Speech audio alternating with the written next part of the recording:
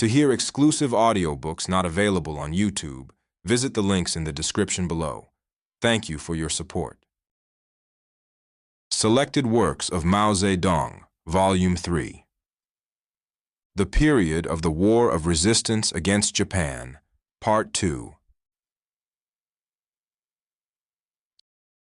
Section 18. Our Study and the Current Situation.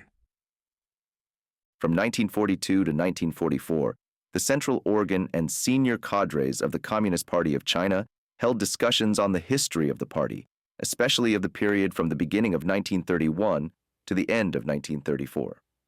These discussions greatly helped in bringing about ideological unity in the party on the basis of Marxism-Leninism. The enlarged meeting of the Political Bureau of the Central Committee at Zunyi, Kwaichou in January 1935 had corrected the erroneous left line pursued from early 1931 to late 1934, changed the composition of the central leading organ, established the leadership headed by Comrade Mao Zedong, and set the party line on the correct Marxist-Leninist track. Nevertheless, many party cadres had not yet reached a thorough understanding of the character of the erroneous lines of the past. In order to raise the Marxist-Leninist ideological level of party cadres still higher, in 1942 and 1943, the Political Bureau held several discussions on the history of the party, and then led the senior cadres of the whole party in holding similar discussions during 1943 and 1944. These discussions were an important preparation for the 7th National Congress of the party in 1945, enabling it to attain an ideological and political unity without precedent in the history of the Communist Party of China. Our study in the current situation was a speech made by Comrade Mao Zedong at a meeting of senior cadres in Yan'an on April 12, 1944, on the subject of these discussions. For the detailed conclusions arrived at by the Central Committee on the errors of the left opportunist line that was pursued from the beginning of 1931 to the end of 1934, see Resolution on Certain Questions in the History of Our Party, which was adopted by the enlarged 7th plenary session of the 6th Central Committee of the Communist Party of China, and which follows as an appendix to this article. April 12, 1944.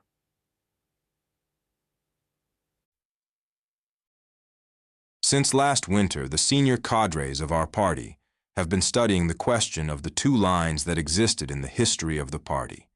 This has very greatly raised the political level of these numerous senior cadres.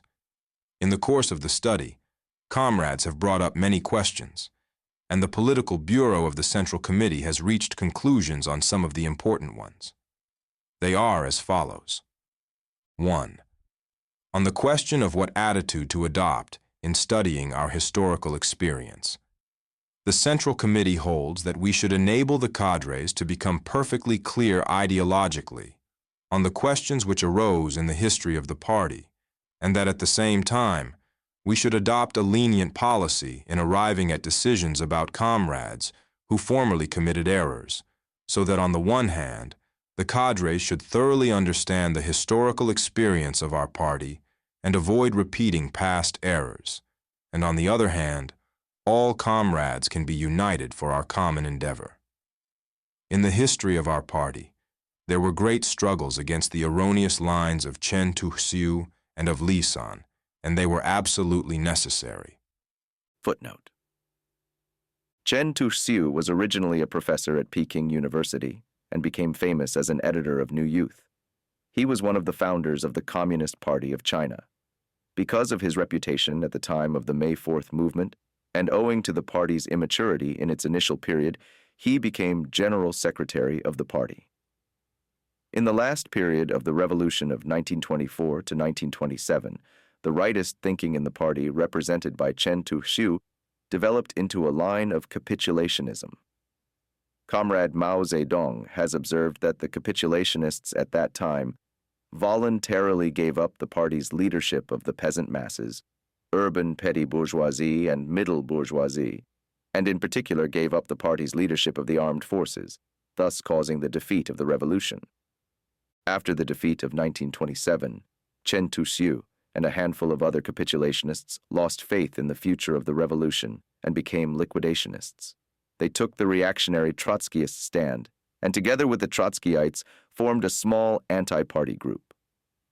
Consequently, Chen Tu-xiu was expelled from the party in November 1929.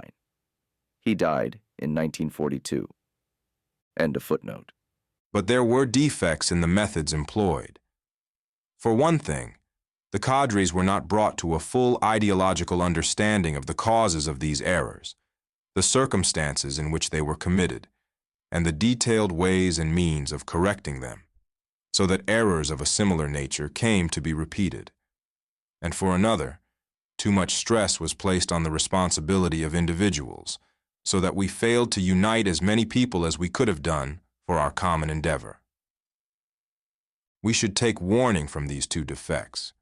This time, in dealing with questions of party history, we should lay the stress not on the responsibility of certain individual comrades, but on the analysis of the circumstances in which the errors were committed, on the content of the errors, and on their social, historical, and ideological roots. And this should be done in the spirit of learning from past mistakes to avoid future ones, and curing the sickness to save the patient, in order to achieve the twofold objective of clarity in ideology and unity among comrades. The adoption of a careful attitude in handling cases of individual comrades, neither glossing things over nor doing harm to comrades, is a sign that our party is vigorous and flourishing. 2. Treat all questions analytically. Do not negate everything. The question concerning the line of the central leadership during the period from the fourth plenary session to the Tsunyi meeting, for example, should be analyzed from two aspects. Footnote. The fourth plenary session of the Sixth Central Committee of the Communist Party of China was held in January 1931. The Tsunyi meeting was the enlarged meeting of the Political Bureau, called by the Central Committee of the Communist Party of China at Tsunyi, Kweichow Province, in January 1935. End of footnote. It should be pointed out on the one hand that the political tactics, the military tactics, and the cadres policy, which the central leading body adopted during that period, were wrong in their main aspects, but on the other hand that on such fundamental issues as opposing Chiang Kai-shek and carrying on the agrarian revolution and the struggle of the Red Army, there was no dispute between ourselves and the comrades who committed errors. And even the tactical side needs to be analyzed. On the land question, for instance, their error consisted in the ultra-left policy of allotting no land to the landlords and poor land to the rich peasants. But these comrades were at one with us on confiscating the land of the landlords for distribution among peasants who had little or no land. Concrete analysis of concrete conditions, Lenin said, is the most essential thing in Marxism, the living soul of Marxism. See Lenin's article, Communism, in which Lenin, criticizing the Hungarian communist Bela Kun, said that he gives up the most essential thing in Marxism, the living soul of Marxism, the concrete analysis of concrete conditions. Lacking an analytical approach, many of our comrades do not want to go deeply into complex matters, to analyze and study them over and over again, but like to draw simple conclusions which are either absolutely affirmative or absolutely negative. The fact that our newspapers are lacking in analytical articles and that the habit of analysis is not yet fully cultivated in the party shows that there are such shortcomings. From now on, we should remedy this state of affairs. 3. On the discussion of the documents of the Sixth National Congress of the party, it should be stated that the line of the Sixth National Congress was basically correct, since that Congress defined the character of the present revolution as bourgeois democratic, defined the situation at that time as an interval between two revolutionary high tides, repudiated opportunism and putschism, and promulgated the 10-point program. Footnote. The Sixth National Congress of the Communist Party of China held on July 8th adopted the following 10-point program. 1. Overthrow imperialist rule. 2. Confiscate foreign capitalist enterprises and banks. 3. Unify China and recognize the right of the nationalities to self-determination. 6. Overthrow the Kuomintang warlord government. 5. Establish a government of councils of workers, peasants, and soldiers. 6. Institute the 8-hour day, increase wages, and establish unemployment relief and social insurance. 7. Confiscate the land of all landlords and distribute the land among the peasants. 8. Improve the living conditions of the soldiers. Give land and jobs to ex-soldiers. 9. Abolish all exorbitant taxes and miscellaneous levies, and adopt a consolidated progressive tax. And 10. Unite with the world proletariat, unite with the Soviet Union. End of footnote. All this was correct. The Congress also had its defects. For instance, among its other shortcomings or mistakes, it failed to point out the very protracted nature of the Chinese Revolution and the very great importance of rural base areas in the revolution. Nonetheless, the Sixth National Congress played a progressive role in the history of our party. 4. On the question of whether the Provisional Central Leadership that was formed in Shanghai in 1931 and the Fifth Plenary Session, which it subsequently convened, were legal or not. 6. The Fifth Plenary Session of the Sixth Central Committee of the Communist Party of China was held in January 1934. The Central Committee holds that both were legal, but it should be stated that the procedures for the election were inadequate, and that this case should be taken as a historical lesson. 5. On the question of factions in the history of the party, it should be stated that as a result of the series of changes since the Zunyi meeting, the factions which formerly existed and played an unwholesome role in the history of our party no longer exist. In our present study of the two lines within the party, it is absolutely necessary to point out that these factions did exist and did play an unwholesome role. But it would be wrong to think that factions with the same erroneous political program and organizational forms still exist in the party, after all the changes brought about by so many inter-party struggles. The Zunyi meeting of January 1935, the Sixth Plenary Session of the Sixth Central Committee in October 1938, the enlarged session of the Political Bureau in September 1941, the party-wide rectification movement in 1942, and the campaign begun in the winter of 1943 for the study of the past struggles between the two lines within the party.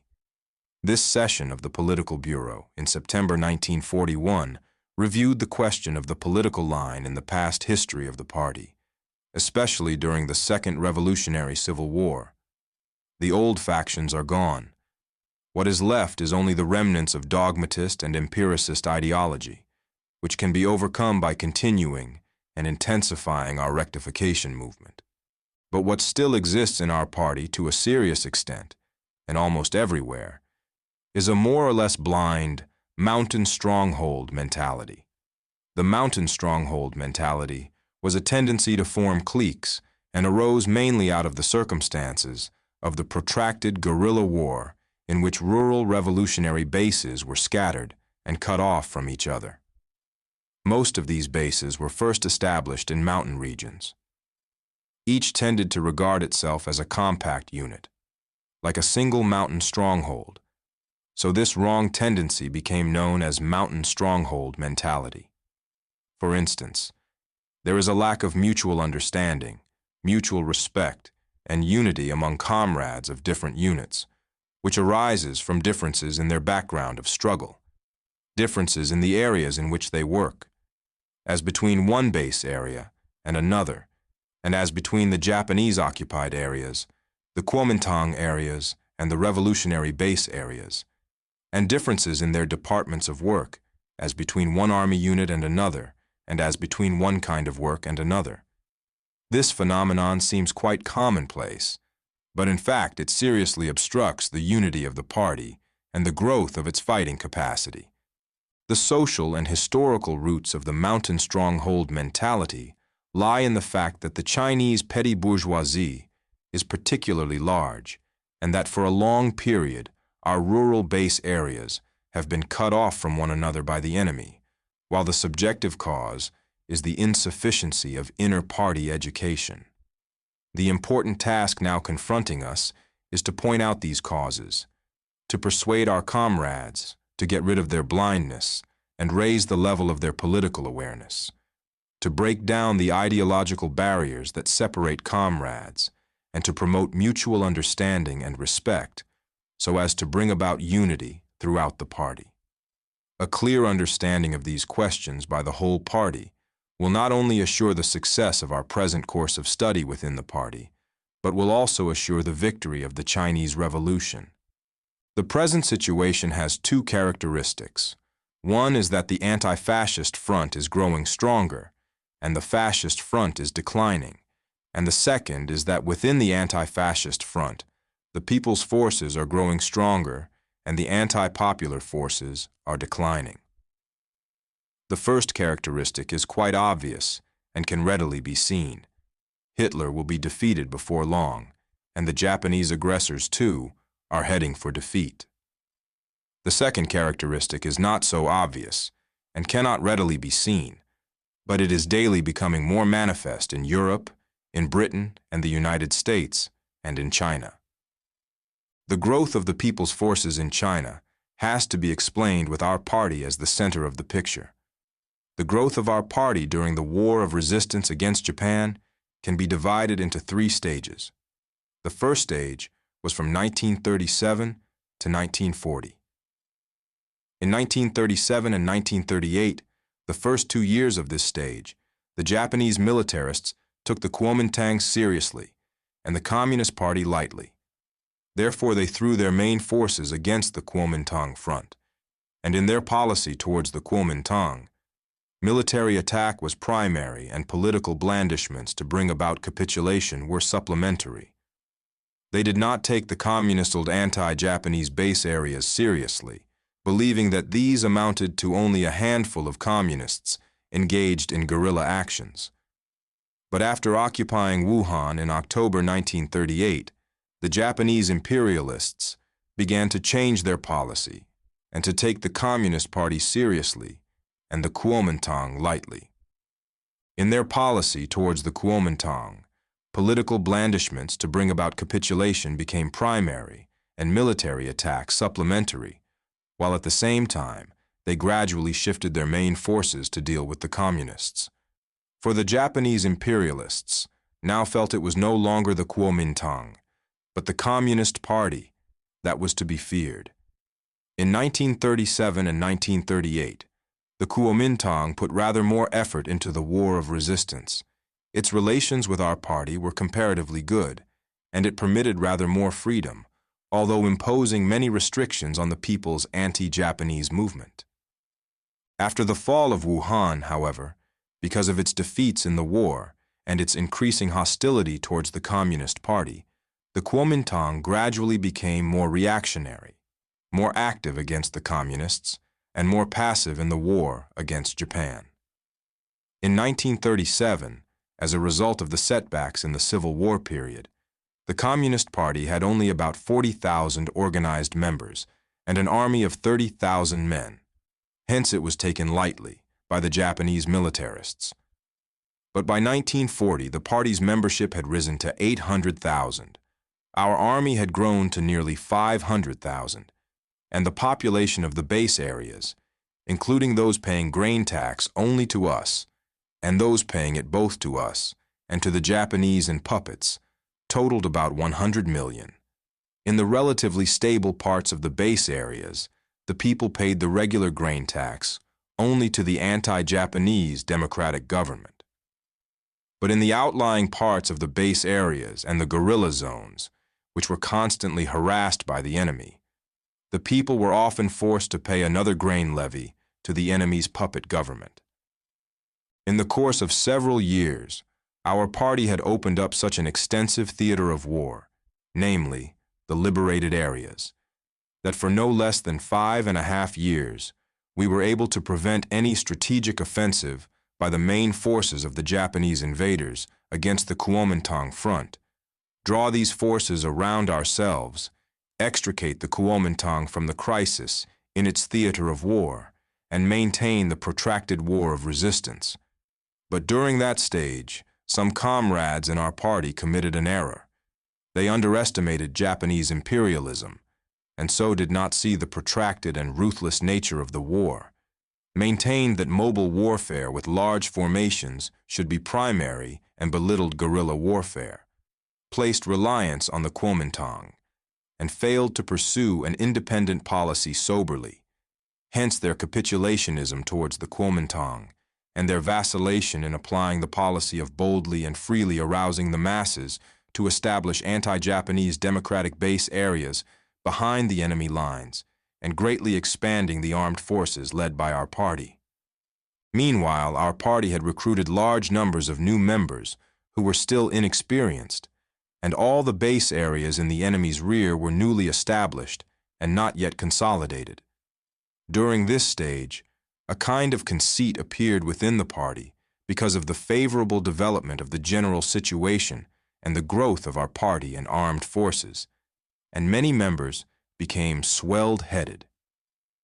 During this stage, however, we overcame the right deviation in the party and carried out an independent policy.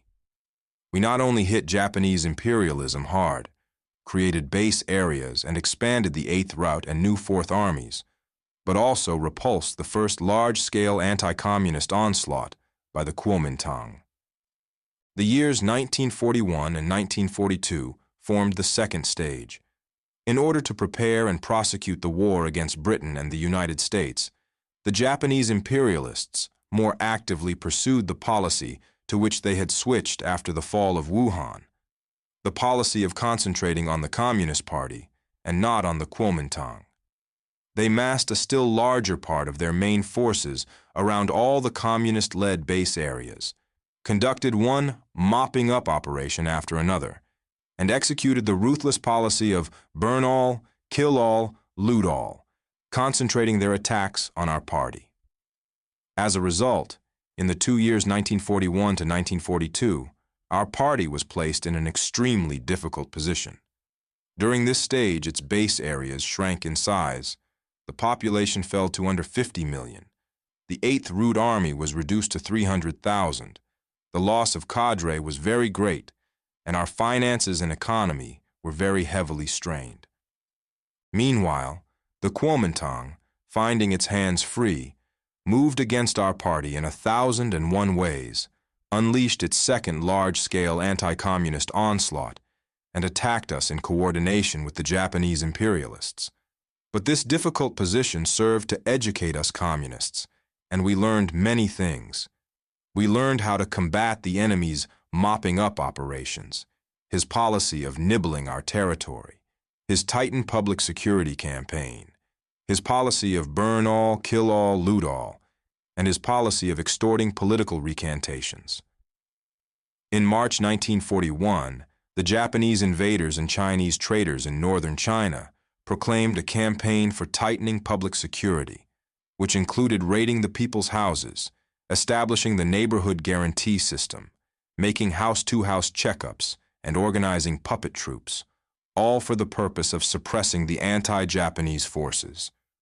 We learned or began to learn how to carry out the 3/3 system in the state organs of the United Front, how to carry out the land policy, the rectification movement to correct our style of study, style in party relations and style of writing, the policy of better troops and simpler administration, the policy of unified leadership, the movement for supporting the government and cherishing the people, and the development of production. And we overcame many shortcomings, including the conceit of many people that had arisen during the first stage. Although our losses in the second stage were very heavy, we held our ground. We repulsed the offensives of the Japanese invaders on the one hand, and the second large-scale anti-communist onslaught of the Kuomintang on the other. The Kuomintang's attacks on the Communist Party and the struggles we had to wage in self-defense gave rise to a kind of ultra-left deviation in the party, one example being the belief that Kuomintang communist cooperation would soon break down, with the result that excessive attacks were made on the landlords and unity with public figures outside the party was neglected. But we overcame this deviation also. In the struggle to counter the friction created by the Kuomintang, we affirmed the principle of waging struggles on just grounds, to our advantage, and with restraint. And in united front work, we pointed out the necessity of unity through struggle. Thus, we maintained the anti-Japanese National United Front throughout the country, as well as in the base areas. The third stage extends from 1943 to the present. Our various policies have become more effective, and in particular, the rectification movement and the development of production have yielded results of a fundamental nature, thereby making our party invincible both ideologically and materially. Moreover, last year we learned, or began to learn, how to carry out our policy on the examination of the histories of cadres and our policy on combating secret agents. It is in these circumstances that our base areas have again expanded, that the population has risen to over 80 million, including those paying the grain tax only to us, and those paying it both to us and to the Japanese and puppets, that our army has grown to 470,000, and our people's militia to 2,270,000, and that our party membership has reached 900,000 and more. In 1943, the Japanese militarists made no appreciable change in their policy towards China and continued to direct their main attacks at the Communist Party. For more than 3 years, from 1941 to the present, over 60% of the Japanese troops in China have been pressing hard on the anti-Japanese base areas led by our party. During these years, the several 100,000 Kuomintang troops who were left behind the enemy lines have been unable to withstand the blows of Japanese imperialism. About half surrendered, about half were wiped out, and only a small number survived and withdrew.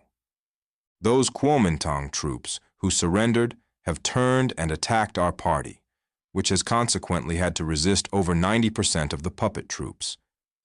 The Kuomintang has only had to resist less than 40% of the Japanese forces and less than 10% of the puppet troops.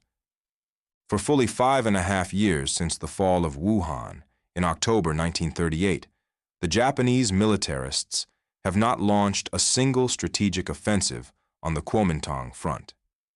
There have been only a few relatively big operations in Zhejiang-Jiangxi, Changsha, western Hubei, southern Honan, and Changte, and even these were mere raids, while they concentrated their main attention on the anti-Japanese base areas led by our party. In this situation, the Kuomintang has pursued the policy of retreating into the mountains and watching others fight, simply staving off blows when the enemy advanced and looking on with folded arms when he withdrew. In 1943, the Kuomintang became even more reactionary in its domestic policy and made its third large-scale anti-communist onslaught, which we again repulsed. From 1943 to the spring of this year, the Japanese aggressors have been steadily losing ground in the Pacific theater.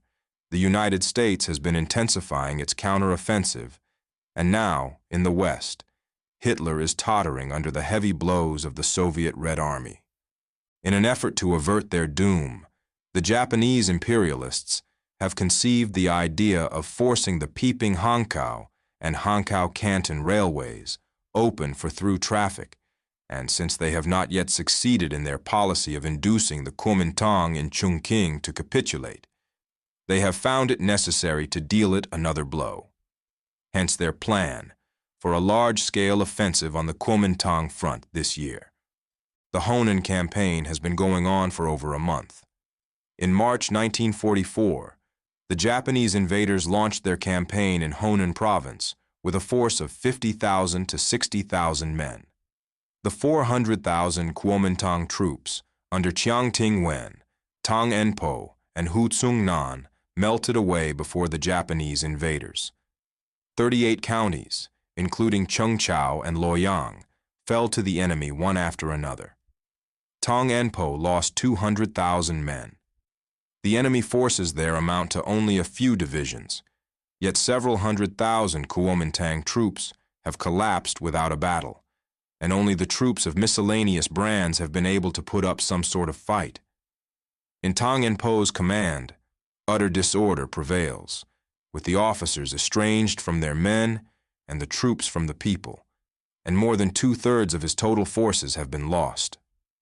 Likewise, the divisions which Hu Tsungnan dispatched to Honan collapsed at their first encounter with the enemy. This is wholly the result of the reactionary policies which the Kuomintang has rigorously enforced for the past few years. During the 5.5 years since the fall of Wuhan, the theater of war of the liberated areas, led by the Communist Party, has borne the brunt of resisting the main forces of the Japanese and puppets. And although there may be some change in the future, it can only be temporary because the Kuomintang, rendered utterly degenerate by its reactionary policy of passive resistance to Japan and active opposition to the Communists, is bound to suffer serious reverses. When that happens, our party's task in fighting the enemy and the puppets will become heavier still. What the Kuomintang has gained from looking on with folded arms for 5.5 years is the loss of its fighting capacity. What the Communist Party has gained from fighting and struggling hard for 5.5 years is the strengthening of its fighting capacity. This is what will decide China's destiny.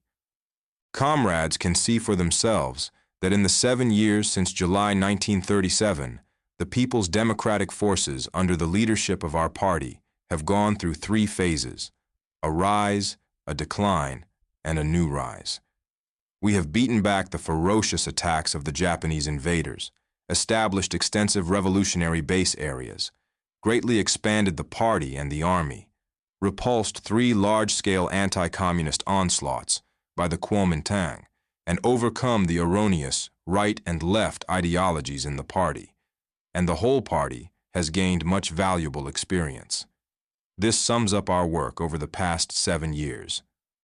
Our present task is to prepare ourselves for a still greater responsibility. We must prepare to drive the Japanese invaders out of China, whatever the circumstances.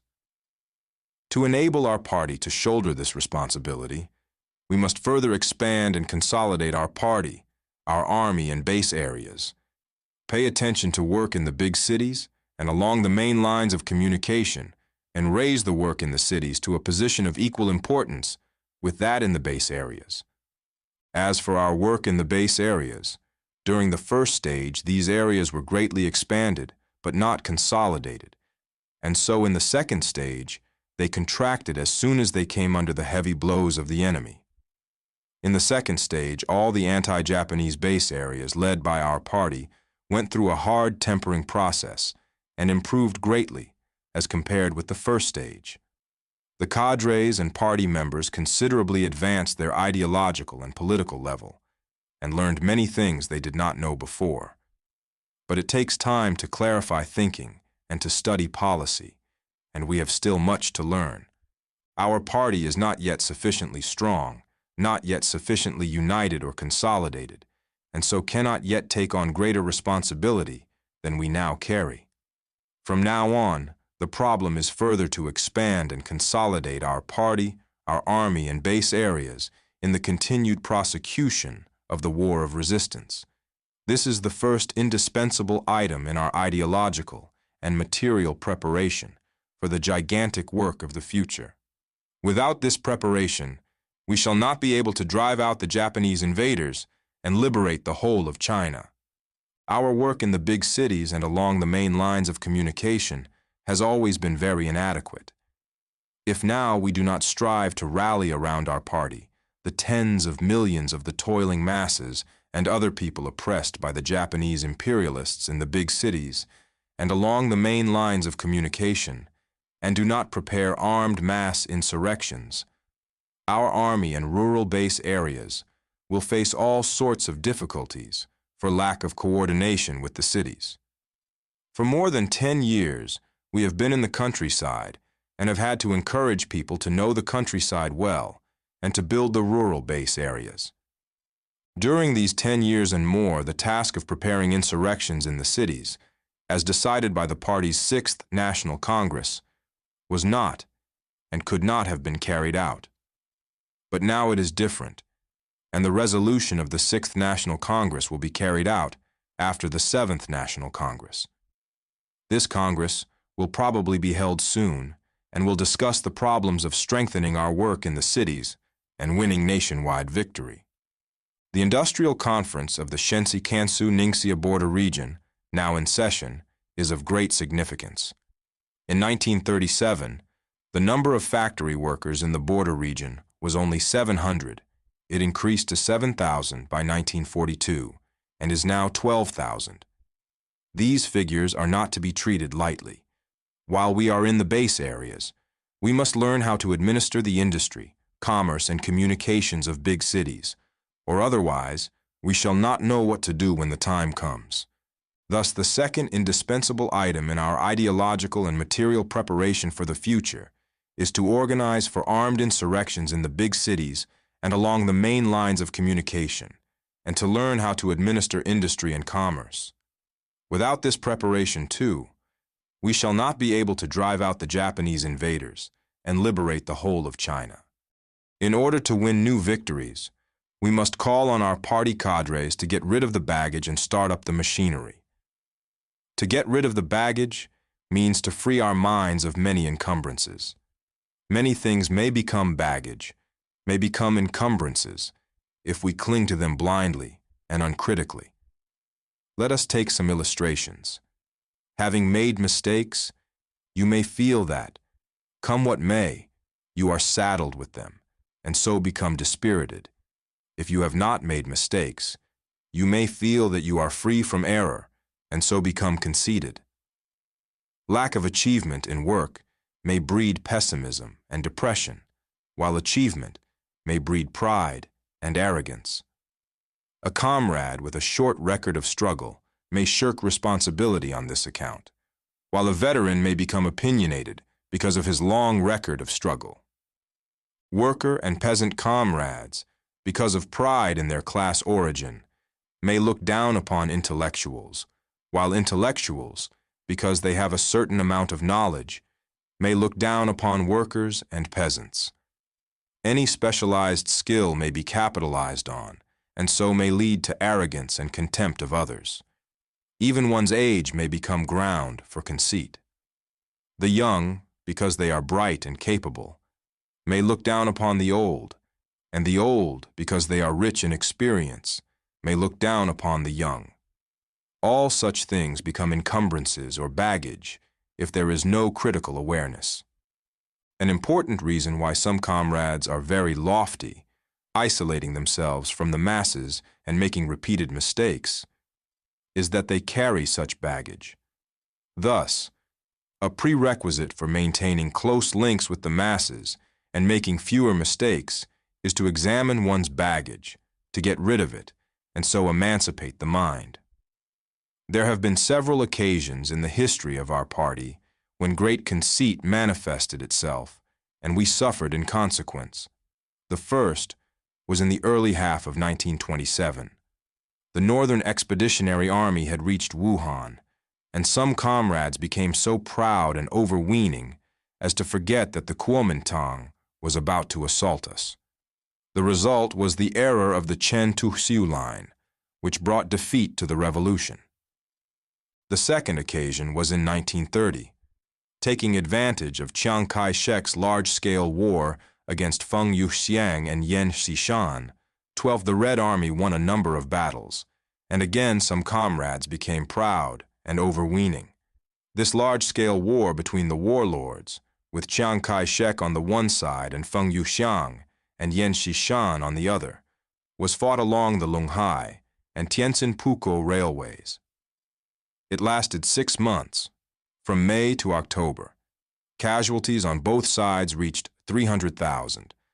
The result was the error of the Lisan line, again causing some losses to the revolutionary forces.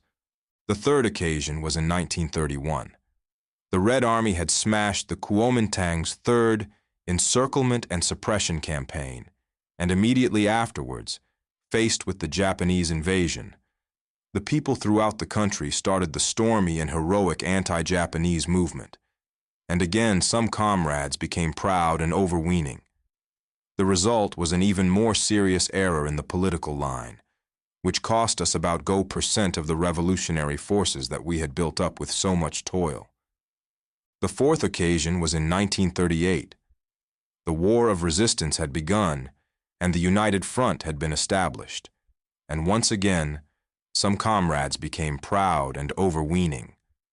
As a result, they committed an error somewhat similar to the Chen Tu-Siu line. This time, the revolutionary work suffered serious damage in those places where the effects of these comrades' erroneous ideas were more especially pronounced. Comrades throughout the party should take warning from these instances of pride and error. Recently, we have reprinted Kuo Mozhou's essay on Li Tzu-cheng, so that comrades may also take warning from this story and not repeat the error of becoming conceited at the moment of success. Kuo Mozhou wrote the essay, The Tercentenary of the 1644 Uprising, in 1944, to commemorate the victory of the peasant uprising led by Li Tzu-cheng in the last years of the Ming Dynasty. He explained that the uprising met with defeat in 1645 because after the entry of the peasant forces into Peking in 1644, some of their leaders were corrupted by luxurious living, and factional strife arose. The essay first appeared in New China Daily in Chongqing, and was later published as a pamphlet in Yan'an and elsewhere in the liberated areas. To start up the machinery means to make good use of the organ of thought. Although some people carry no baggage and have the virtue of close contact with the masses, they fail to accomplish anything because they do not know how to think searchingly, or are unwilling to use their brains to think much and think hard. Others refuse to use their brains because they are carrying baggage which cramps their intellect. Lenin and Stalin often advised people to use their brains, and we should give the same advice. This mechanism, the brain, has the special function of thinking. Mencius said, "The office of the mind is to think." He defined the function of the brain correctly. We should always use our brains and think everything over carefully. A common saying goes, "Knit the brows and you will hit upon a stratagem." In other words, much thinking yields wisdom. In order to get rid of the practice of acting blindly, which is so common in our party, we must encourage our comrades to think, to learn the method of analysis, and to cultivate the habit of analysis. There is all too little of this habit in our party. If we get rid of our baggage and start up the machinery, if we march with light packs and know how to think hard, then we are sure to triumph. End of section 18.